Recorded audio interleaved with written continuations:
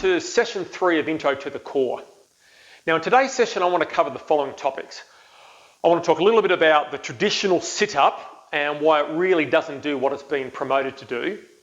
I want to spend some time introducing you to your new abdominal biofeedback device, and in particular how we can use it to both test and train your core.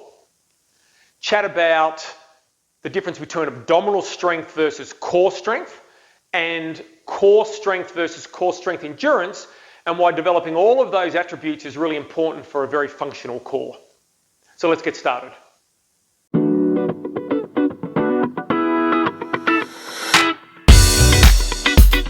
All right, so let's talk about the traditional sit-up.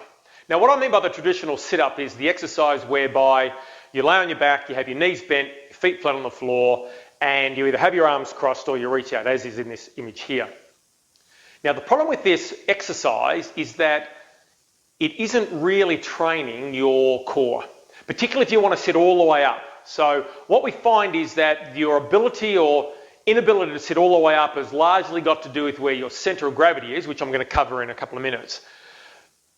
But what happens is that this test has become quite nationalized in that there in fact is a test called the 7-stage sit-up test. And it's a variation on this test, and it goes from kind of easy to hard.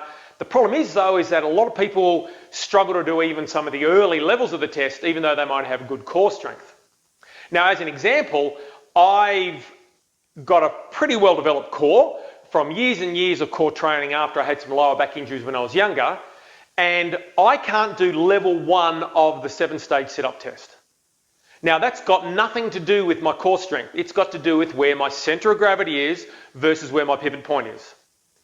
And so the problem we have then, of course, is that people try and sit all the way up and they'll modify their technique to do it. And what they'll often do is they will either put their feet underneath, and we've talked about that previously. What that does is just fully engages the hip flexors.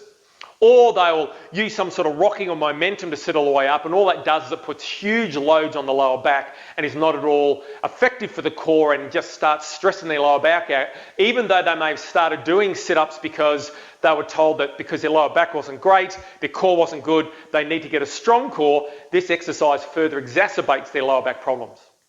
All right, so let's spend a bit of time going through this issue of sitting up or your inability to sit up, and why being able to sit up really just isn't important at all.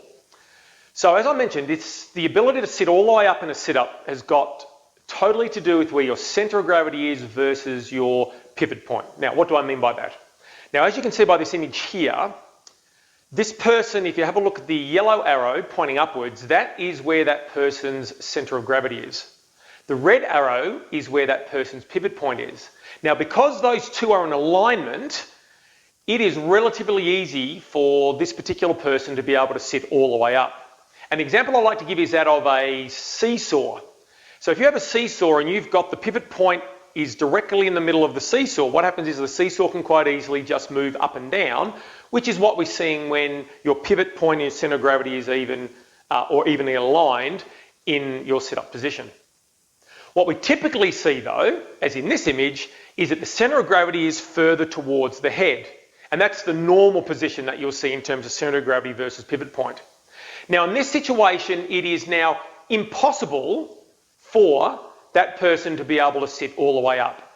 And the reason why is because their center of gravity is up here, which means most of their weight is up here, and it's a bit like looking at an uneven seesaw where you've got the long end at one point and the short end at the other, and there's no way that long end can get upwards unless there is some additional resistance at this end, which would be equivalent to having your feet held down in a sit-up, which again changes the total exercise and moves it to become a hip flexor training exercise rather than a core training exercise. So again, sit-ups or sitting all the way up isn't a good exercise, and it's not a good measure of core strength. There are many better things that you can do both to test and to train the core, and we're going to cover those shortly.